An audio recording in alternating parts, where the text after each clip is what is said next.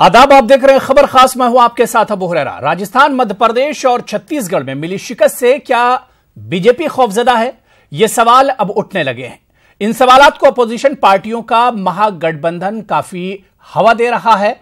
हाल ही में बीजेपी के जरिए अपने इत्तेहादी जेडीयू को अपने बराबर 17 सीटें दे देना, एलजेपी को 6 सीटों पर लोकसभा इंतखाबात लड़ने का मौका फराहम करना अपोजिशन को बीजेपी पर हमलावर होने का मौका फराहम कर रहा है।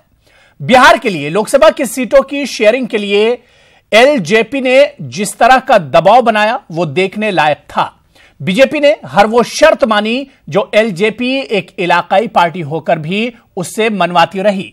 आरजेडी लीडर तेजस्वी यादव ने इस सीट शेयरिंग पर ऐसे तीर बरसाए हैं कि बीजेपी से जवाब देते नहीं बन रहा है। जिस एलजेपी ने मोदी लहर में अपनी डूबती कश्ती को किनारे लगाया था, अब वही एलजेपी बीजेपी को क्या आंख दिखा रही है? क्या नीतीश की जेडीयू के बगैर बीजेपी खुद को बिहार में तनहा महसूस करने लगी है, या फिर टीडीपी के एनडीए छोड़ने और आरएलएसपी के महागठबंधन में शमूलियत इख्तियार करने से बीजेपी को एनडीए में दरार और मोदी लहर के कमजोर होने का एहसास हो चला है? सबसे पहले तेजस्वी यादव का बयान सुनिए।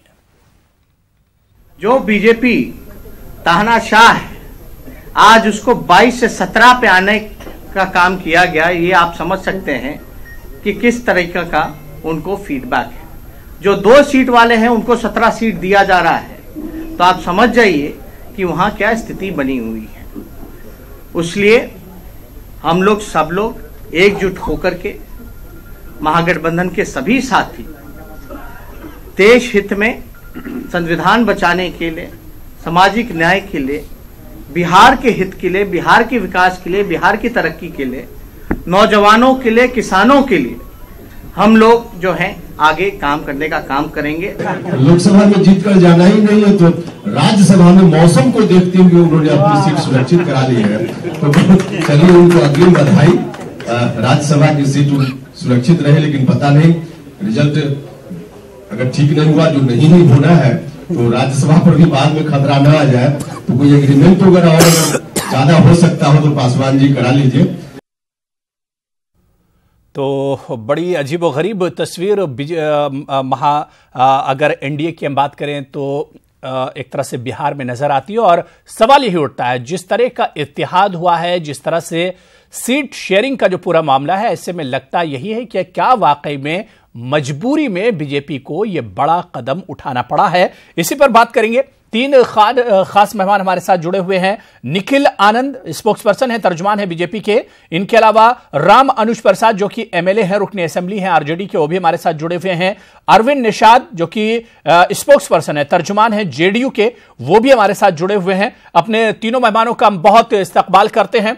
सबसे पहले निखिल आनंद, जिस तरह से सीट शेयरिंग का मामला एनडीए का बिहार में सामने आया है, कहा यह जा रहा है कि भाई मजबूरी का ये कदम बीजेपी का लगता है, कितनी सच्चाई है इसमें? कोई मजबूरी नहीं है, ये एक मजबूत गठबंधन है। और भारतीय जनता पार्टी देश की सबसे बड़ी पार्टी है और एनडीए गठबंधन का सबसे बड़ा और अहम नेतृत्व करने वाला एलआई है। और हमारे प्रधानमंत्री श्री नरेंद्र मोदी देश में प्रधानमंत्री और अगले चुनाव में भी सबसे बड़े चेहरे हैं। और हमने जो गठबंधन किया है, सभी का सम्मान सुनिश्चित हो, सभी पार्टियों का और उनके नेताओं का सम्मान हो। और हमने बिना किसी लाग लपेट के मन में कोई भावना रखे हुए, दुर्भावना रखे हुए, दिल का गठबंधन है, दिमाग का गठबंधन नहीं है। ये आश्वस्त करता है कि भारतीय जनता पार्टी अपने गठबंधन सहयोगियों के साथ बिहार के चुनाव में 40 सीटें जीतने का दावा ही नहीं, दम भरती है और नरेंद्र मोदी जी को एक बार फिर से देश का प्रधानमंत्री बनाएगी। बिल्कुल। लेकिन जिस तरह की सीट शेयरिंग हुई है, अरविंद निषाद, आपका क्या कुछ कहना है कि भाई एक तरह से अगर देखा जाए तो जेडीयू जो है उसने भी झुककर ही मतलब इसे कबूल किया है जिस तरह की सीट शेयरिंग हुई? अब किस नजरिए से आप देख रहे हैं झुकने का, मुझे तो ये समझ में नहीं आ रहा है, क्योंकि अक्टूबर के महीने में ही भारतीय जनता पार्टी के राष्ट्रीय अध्यक्ष आदरणीय अमित शाह जी और जनता दल यूनाइटेड के राष्ट्रीय अध्यक्ष और बिहार के मुख्यमंत्री आदरणीय नीतीश कुमार जी ने संयुक्त संवाददाता सम्मेलन में बिहार में जो लोकसभा की 40 सीटें हैं, उस 40 सीटों में एनडीए में जो सभी दल हैं उसमें जेडी और बीजेपी बराबर बराबर सीटों पर चुनाव लड़ेगी, इस बात का ऐलान कर दिया था। अच्छा, उसी ऐलान को अमली जामा पहनाने के लिए कल एनडीए में शामिल बिहार के तीनों प्रमुख दलों के राष्ट्रीय अध्यक्षों ने पत्रकार बंधुओं के समक्ष अपने अपने दल में कितने सीट पर कौन चुनाव लड़ेंगे इसकी घोषणा की। अब इसमें आपको झुकने का और नयापन कहां दिखाई पड़ रहा है, मुझे नहीं समझ में आ रहा है ये बात। एक दूसरी बात, हम जब कभी चुनाव में गए हैं, जब से एनडीए का स्वरूप सामने आया है देश में 1998 से, जब अटल बिहारी वाजपेयी इस देश के प्रधानमंत्री थे, उसी समय एनडीए का गठन हुआ और उस समय से बिहार में जब कभी चुनाव हुआ है तो उस चुनाव के दरमियान जनता दल यूनाइटेड, भारतीय जनता पार्टी, तब दो ही पार्टियां हुआ करती थी एनडीए में जी।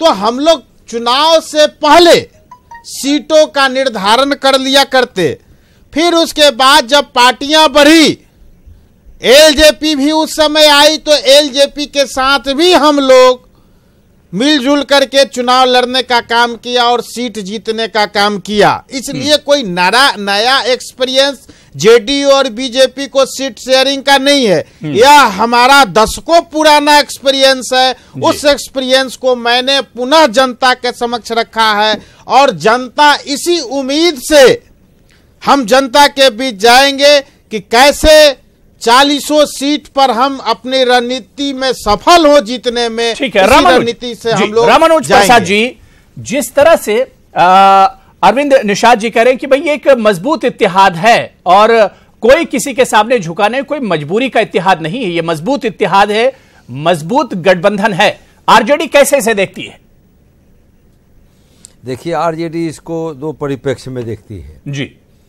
एक तो पहला ये है कि राजनीतिक चालबाज, पलटी मार और ऐसे लोग जो कभी कुछ बोलते हैं, कभी कुछ बोलते हैं, कभी कहा करते थे कि कभी इन्होंने नरेंद्र मोदी को बचाया था। 98 की बात कर रहे हैं, तो जब माननीय प्रधानमंत्री वाजपेयी जी ने कहा था कत्लेआम कराने पर गोधरा में और गुजरात में, तो जब वाजपेयी जी भी हटाना चाहते थे आज के प्रधानमंत्री को कि राजनीति के लायक व्यक्ति नहीं है, राजधर्म निभाने वाला नहीं है, तो ये तत्कालिक हमारे मुख्यमंत्री जी नीतीश कुमार जी उस समय रेल मंत्री हुआ करते थे, तो इन्होंने जाके गोधरा में ही सर्टिफिकेट दे दिया आडवाणी जी के कहने पर कि आप तो धर्मात्मा हैं, वाजपेयी जी गलत कह रहे हैं, आइए आपको देश मांग रहा है।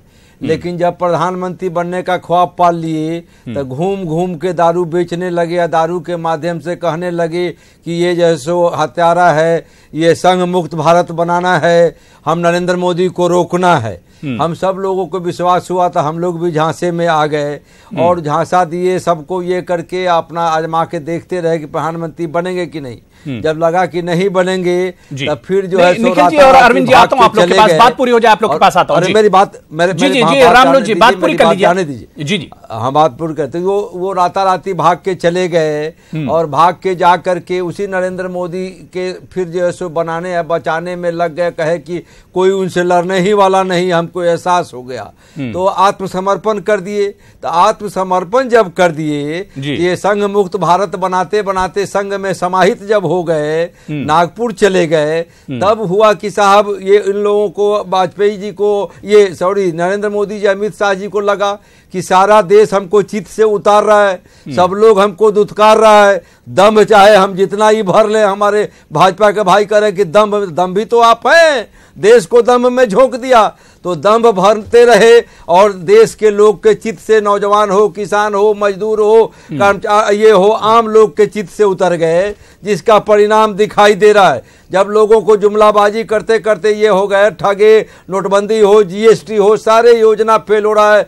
कल ही विलास जी के बेटा कह रहे थे अब आज भले मुंह बंद कर लिए। रामनुज जी ठीक है, आप पुरानी बात पूरी करने दो ना भाई। पुरानी बात भाई, ये जो सीट शेयरिंग का मामला है, इसे आरजेडी कैसे देखती है? उसी पर आ रहा हूं, ये सीट शेयरिंग से जुड़ा हुआ है। नहीं, ये सीट शेयरिंग से ही जुड़ा हुआ है ना। बहुत सवाल, लेकिन पूरी कहानी बता रहे, उसकी जरूरत नहीं है। ये सीट उसी में मैं कहना चाहता हूं, मैं वहीं आ रहा हूं आपके सवाल पर कि क्यों दे दिया, क्यों हम लोगों को लगता है। तो ये मुझको लगता है कि अमित शाह, नरेंद्र मोदी और वो जो आरएसएस को लगा कि जनता के चित्त से उतर गए हैं। अब नीतीश कुमार आकर के, जिनको हमने डीएनए खराब कह दिया था, जिनका डीएनए का एग्जामिन कर दिया था, तो नीतीश कुमार जब उस पर मुहर लगाने आ गए हैं, लगवाने कि नरेंद्र मोदी जी उस पर ठप्पा लगा दीजिए, आपका डीएनए का टेस्ट हमारा सही है, हमारा डीएनए में गड़बड़ी है। तो उन लोगों ने देखा, अमित शाह, नरेंद्र मोदी ने, कि जब ये सब कुछ मान लिया, आत्मसमर्पण कर दिया, तो इसको कुछ रिटर्न देना चाहिए। रिटर्न वो नहीं देते, गाली बकते, चूंकि इनको दुत्कारते, चूंकि इन्होंने पत्तल खींचा था, इन्होंने बेइज्जत किया था, घूम घूम के गाली बका था। लेकिन उसका जवाब का मंच नहीं बनाइए, उसका जवाब जो है कम एंकर के रूप में आपका ये दायित्व होना चाहिए। विषय से जरूरत नहीं है, ये भाषण का मंच नहीं है, ये चुनावी मंच नहीं है कि आप अनाप और शनाप पकिएगा। अनाप और शनाप पकने कई जगह नहीं है, आप अनाप शनाप नहीं यहाँ पकिए। रामानुज जी बात हो गई आप विधायक हैं, आपको बोलने का मतलब होता है संयम से बात करें, आप संयम से बात करें, आपको बात करने का तरीका होना चाहिए। राज्य के मुख्यमंत्री के बारे में सही में बात किया जाता है, आपको ये तरीका होना चाहिए। कैसे नतमस्तक हो गई बीजेपी? आप दिया आपको, क्यों अवार्ड दिया? ये होना चाहिए। बात पूरी हो गई। रामानुज जी, जनता ने, बिहार की जनता ने बाहर किया था, उसको राताराती भाग कर, रामानुज जी राताराती भाग करके आपने सत्ता में साझेदार बना दिया। ठीक है, अरविंद जी, अरविंद जी सत्ता में बैठा दिया, यहाँ बिहार में आरएसएस को जमीन दे दिया, आरएसएस को जमीन। ठीक है, रामानुज जी बात पूरी हो गई। रामानुज अवार्ड है, उसी का अवार्ड है, क्योंकि एहसास हो गया है बीजेपी को, आरएसएस को, कि हम समाप्त हो रहे हैं। ठीक है, बात पूरी हो गई। रामानुज जी देखिए, अंबानी का दलाली नहीं चलेगा। रामानुज जी चुनाव की तरह यहाँ भी भाषण देंगे तो टाइम नहीं बचेगा। रामानुज जी चलेगा, ये नहीं चलेगा। रामानुज जी, अरे क्यों नहीं बोलेंगे? आप बोलो भैया, आप मैं बोल रहा था क्या? ये भाषण ठीक है, अरविंद निषाद जी, आप अरविंद निषाद जी, अरविंद निषाद, ये डिबेट कैसा होता है? अरविंद निषाद जी कैसा होता है? डिबेट में सच्चाई आनी चाहिए ना। अरविंद निषाद जी, अरविंद निषाद जी, अरविंद निषाद जी, आप भी खामोश हो जाइए। देखिए रामानुज जी, अब मसला है कि टाइम बहुत कम होता है, और उसमें भी ठीक है आप जो कह रहे हैं कि भाई डिबेट में चर्चा होनी चाहिए, चर्चा के लिए ही हमने डिबेट रखा है। लेकिन अगर कोई एक ही आदमी पूरा समय ले लेगा, पूरा टाइम ले लेगा, तो फिर बात निकल कर नहीं आएगी। निखिल जी, ऐसी पार्टी के लोगों को बुला रहे हैं जो गलत तरीके से लोगों को भरमा करके टॉपिक पर आइए। रामानुज जी, अरविंद निषाद, संविधान को बचाना है, नरेंद्र मोदी से देश को बचाना है, अंबानी के लूट से बचाना है, ये नीरव मोदी से बचाना है, ललित मोदी से बचाना है। हमारे यहाँ कोई झगड़ा नहीं है, हमारे यहाँ कोई झगड़ा नहीं है। हमारे यहाँ कोई नीतीश कुमार शहबाजी से बचे हुए हैं। अलग लड़के देख लो, अलग लड़के देख लो ना, अलग लड़के देख लो भैया। ठीक है, रामानुज लड़के देख लीजिए ना। रामानुज प्रसाद जी, अरविंद जी आप भी खामोश हो जाइए। अरविंद जी आप सुन रहे हैं मुझे? मत आइए, अरविंद जी खामोश हो जाइए। रामानुज देख लीजिए ना, अरे अलग अलग रामानुज जी 22 में नहीं आएगा, आपको 4 पर आ जाइएगा, 4 पर। रामानुज जी भाजपा के गोद में खेल रहे हैं, भाजपा के गोद में खेल रहे हैं, आप ये बात कर रहे हैं, भाजपा के गोद में चले गए, आप अलग लड़के देख हुए, आप अलग लड़के देख। भाई ऑडियो इनका डाउन कर दिया है। रामानुज जी बिल्कुल खामोश नहीं हो रहे, ऑडियो इनका डाउन कर दिया जाए। मत जाइए, अलग लड़के देख लीजिए, किसी के गोद में नहीं जाइए, किसी के गोद में मत जाइए, चलबाजी मत चलिए, चलबाजी मत करिए, चलबाजी मत करिए, कभी नहीं बना है बहुमत से। रामानुज जी, अब तक मेरी आवाज आ रही है? किसी के गोद में खेले हैं, ठीक है, देखिए मुझे ब्रेक पर जाना पड़ेगा, मुझे ब्रेक पर जाना पड़ेगा, क्योंकि बिल्कुल शायद मेरी आवाज नहीं जा रही या वो लोग खामोश नहीं होना चाह रहे हैं। तो आप देख रहे हैं खबर खास, और खबर खास में हम इसी बात की चर्चा कर रहे हैं कि जिस तरह से बीजेपी में एनडीए के दरमियान सीट शेयरिंग का पूरा मामला सामने आया, ऐसे में इस सीट शेयरिंग पर सवाल भी उठ रहे हैं कि क्या बीजेपी ने या जेडीयू ने मजबूरी में इस तरह से यह फॉर्मूला सीट शेयरिंग का तय किया। इस पर बातचीत करने के लिए 3 खास मेहमान मेरे साथ लगातार जुड़े हुए हैं, लेकिन डिबेट शुरू करने से पहले रामानुज जी या अरविंद निषाद जी, क्योंकि डिबेट में लगातार आप लोग बोले जा रहे हैं, मैं इधर से आप लोग को आवाज भी दे रहा हूं, लेकिन आप लोग शायद सुनने को तैयार नहीं है। रामानुज जी, अब ये बताइए कि भाई आप लोग जितने लोग मेरे साथ बैठे हैं सब काफी सीनियर हैं, तजुर्बेकार हैं, क्या इस तरह से डिबेट होगी, इस तरह से कोई इशू निकलकर सामने आएगा? तो थोड़ा सा मतलब बहुत लंबी चर्चा में ना ले जाए करिए ना रामानुज जी, बहुत आप कोई भी जवाब दीजिए, मुख्तसर में जवाब दीजिए। निखिल आनंद जी, आप शुरू से बहुत आराम से बैठे हुए हैं और आपने बहुत ज्यादा डिस्टर्ब नहीं किया है, किस तरह से आप देखते हैं जो कहा जा रहा है कि भाई मजबूरी में बीजेपी ने कदम उठाया है, सिर्फ 17 सीटों पर बीजेपी बिहार में लड़ रही है, मतलब मजबूरी की यह सीट शेयरिंग है? निखिल जी, देखिए मजबूरी की ये सीट शेयरिंग कतई नहीं है। मैं आपको याद दिलाना चाहता हूं कि 2005 के फरवरी का चुनाव, 2005 के नवंबर का चुनाव, 2010 का विधानसभा चुनाव और 2014 का लोकसभा चुनाव, आरजेडी की क्या स्थिति रही है। आरजेडी का सुपड़ा साफ हो गया था, 23 सीटों पर सिमट गई थी। लेकिन जब 2015 में इसी आरजेडी ने 4 चुनाव लड़ने के बाद लालू जी के चेहरे पर जब उसका सुपड़ा साफ हो गया, नीतीश कुमार जी को चेहरा बनाकर 2015 में इन लोगों ने चुनाव लड़ा और विजय प्राप्त की। और 2014 के चुनाव में क्या हुआ? आरजेडी के लिए सीट जीतना मुश्किल हो गई। बीजेपी 2014 के भी चुनाव में इन्हीं लोगों से देश भर में जो ये तथाकथित महागठबंधन बता रहे हैं, इन लोगों से लड़ के ही जीती है। और ये कोई नई बात नहीं है। भारतीय जनता पार्टी पूरी तरह से आश्वस्त है और नीतीश कुमार जी हमारे 17 साल से एलआई रहे हैं। बीच में वो कुछ कारणों से अलग हुए, लेकिन वहां भी भ्रष्टाचार एक बड़ा मुद्दा बना।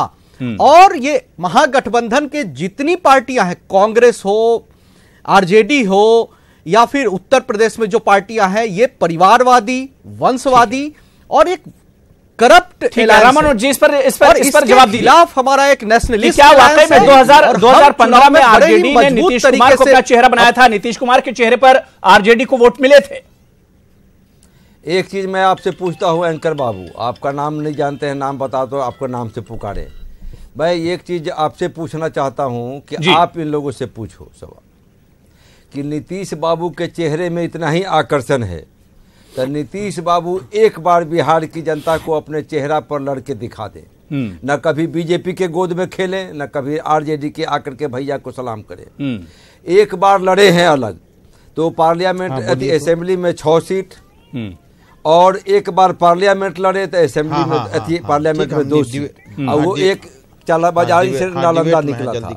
अगर इनके चेहरे में इतनी खासियत है, यहाँ अगर वो समीकरण का वोट नहीं है, हमारा वोट उसमें नहीं है, नीतीश कुमार का चेहरे का वोट है, तो मैं कहता हूं ऐलान है मेरा ये पर कि अलग नीतीश कुमार लड़के दिखा दे। चालाकी पकड़ी नहीं गई और मैं चालाकी इनकी जानता हूं। ये जिनको कहना हो उनको कहें और ये गाल बजा ले बीजेपी के लोग। बीजेपी और आरएसएस को नीतीश जी ने उस बीजेपी और आरएसएस को जमीन दिया है जिसको वाजपेयी ने भी कह दिया था नरेंद्र मोदी ये नहीं करते हैं और आरएसएस से वो ये जैसो राजधर्म नहीं निभाते हैं।